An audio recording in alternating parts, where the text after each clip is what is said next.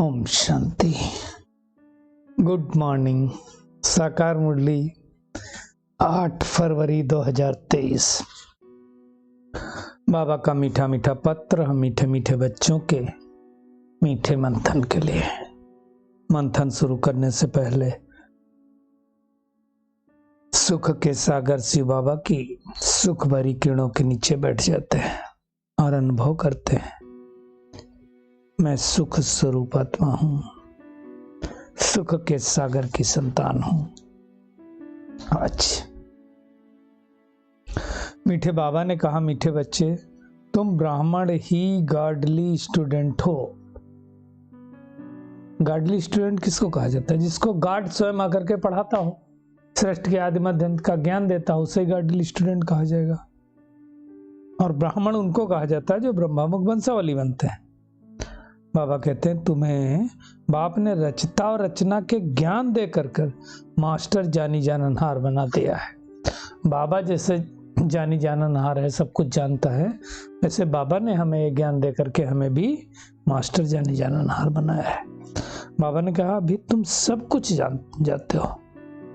कब सृष्टि की शुरुआत हुई, कितने हजार साल बाद परमात्मा इस सृष्टि पर आता है, कब सतयुग था, कब त्रेता था, कब द्वापर था, कब कलयुग था, कब धर्म पिताएं आए, सब कुछ परमात्मा ने हमें बतला दिया है।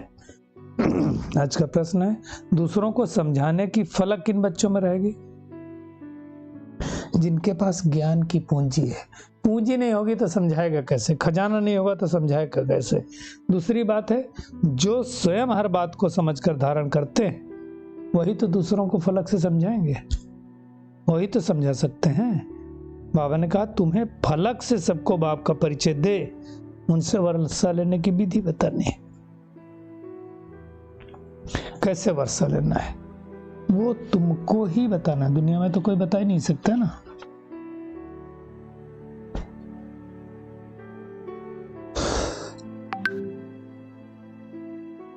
आज का गीत है, तकदीर जगा कर आई हूं, तकदीर जगाने आई हूं। कल पहले वाली मेरी तकदीर जगी थी, अभी वापस फिर से जगा रहा है बाबा। वैसे तो बाबा कहता है गीत आदि की तुमको कोई दरकार ही नहीं है, परंतु बहलाने के लिए आवाज में हमें आने की जरूरत नहीं है, क्योंकि आत्मा तो आवाज से परे निर्माण धाम शांति धाम की रहने वाली है। लेकिन जब बहुत थक जाती है आत्मा, तब परमात्मा को याद करती है कि हे भगवान अब मुझे ले जाओ। कई बार लगता ना मुझे कोई आवाज नहीं, मुझे शांति में बैठने दो। क्यों लगता है? थक जाती है आत्मा।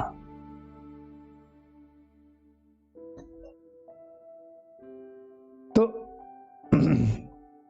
बाप और दादा यानी साकार ब्रह्मा बाबा और निराकार दोनों इकट्ठे बैठ करके बातें हमको समझाते हैं। जैसे ब्रह्मा कहा जाता है तो ब्रह्मा जरूर साकार सृष्टि को रचेगा, किस उसके द्वारा परमात्मा के रचता है ना। बाबा कहता है आबू में भी अधर देवी कुमारी कन्या के मंदिर है, तो कन्या एक तो नहीं होगी, बहुत सारी हैं, बहुत सारी बहनें हैं।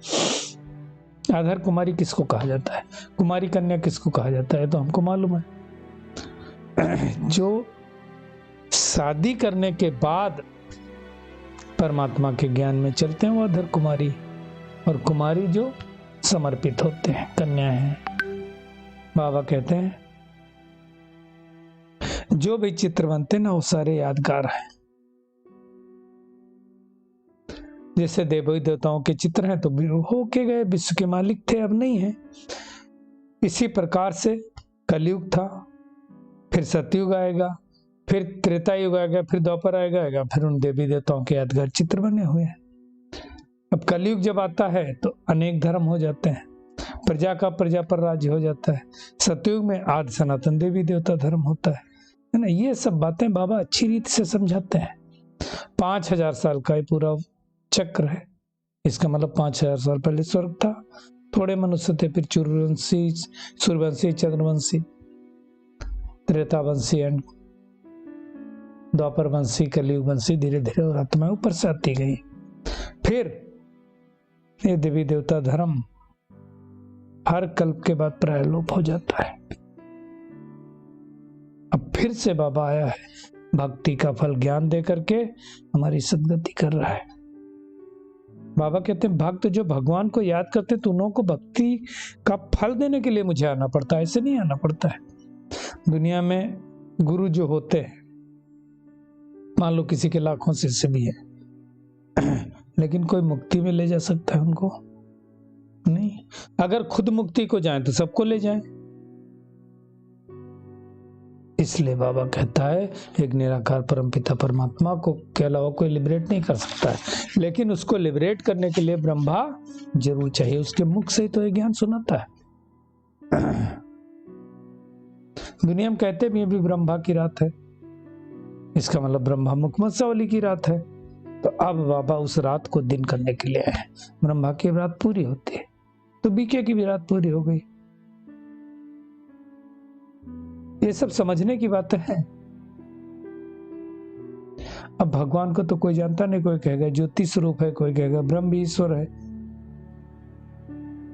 तो सबको बाबा का परिचय हमें अच्छे से देना है। ब्राह्मणों का वर्ण बदल, अभी जैसे बाबा ने ब्राह्मण बनाया, फिर हम क्या होगा? देवता बनेंगे, फरिश्ता बन करके फिर देवता बनेंगे। तो बाबा राजयोग किसको सिखाता है? हम बच्चों को सिखाता है, दुनिया में किसी को नहीं सिखाता। बाबा कहते हैं तुम मुझे जानने से मेरे द्वारा मेरी रचना को भी जान जाते हो,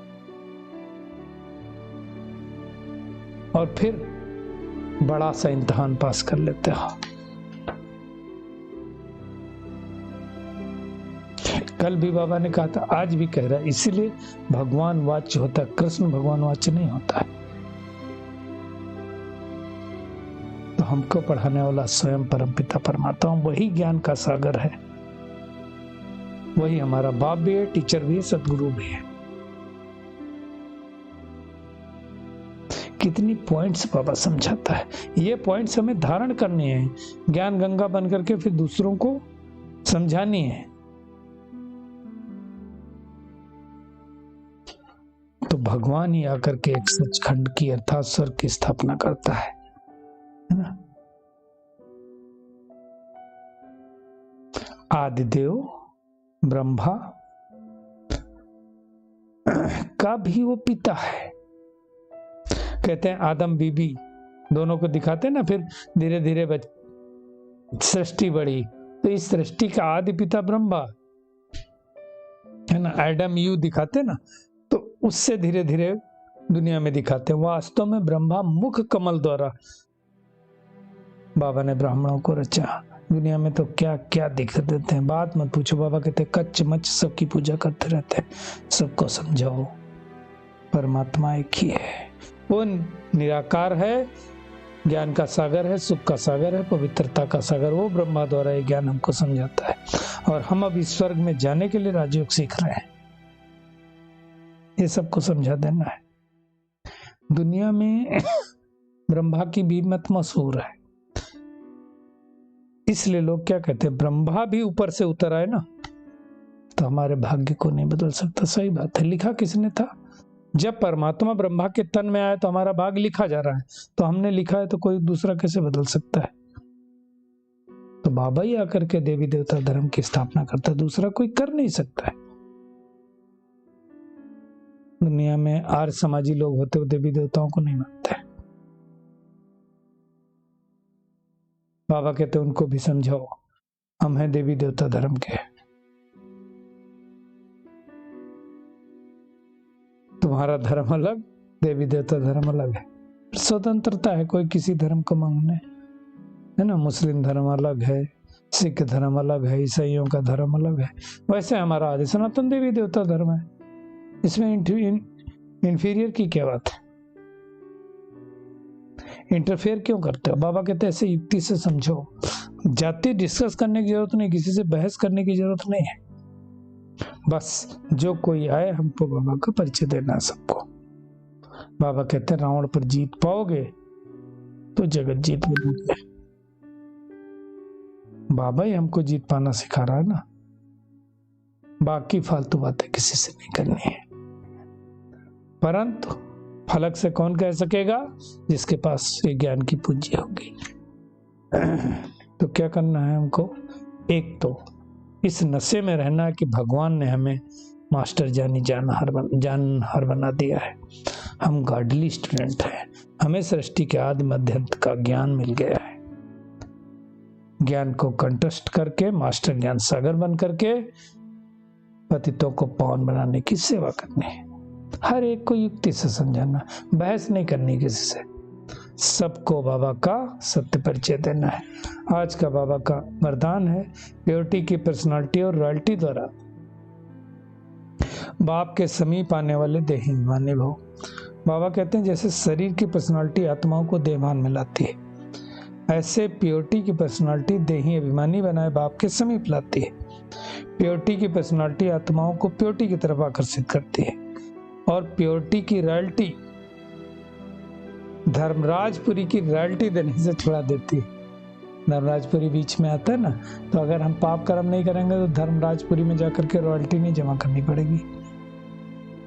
इसी रॉयल्टी अनुसार भविष्य रॉयल फैमिली में हम आ सकेंगे। तो बाबा कहते हैं देही अभिमानी बच्चे इस पर्सनालिटी द्वारा बाप का साक्षात्कार कराने वाले रूहानी दर्पण बन जाते हैं। तो हमें चेकिंग करनी है, ऐसे दर्पण बने हैं। स्लोगन है, हर एक की विशेषता को देखने का चश्मा सदा रहे, सदा लगा ही रहे तो विशेष आत्मा बन जाएंगे। चलिए अपने आप से वादा करते हैं कि मैं हर एक की विशेषता देखने वाली विशेष आत्मा हूँ। प्योरिटी की पर्सनालिटी द्वारा देही अभिमानी बनने वाली और बनाने वाली कोटों में कोई आत्मा हो। मास्टर ज्ञान सागर बन अनेक आत्माओं को बाप का सत्य परिचय देने वाली ईश्वरीय संतान हो, गाडली स्टूडेंट हो, जाननहार बाप की संतान, मास्टर जाननहार हो। शुक्रिया मीठे प्यारे बाप दादा, शुक्रिया आप सभी का इस मीठे मंथन के लिए। ओम शांति।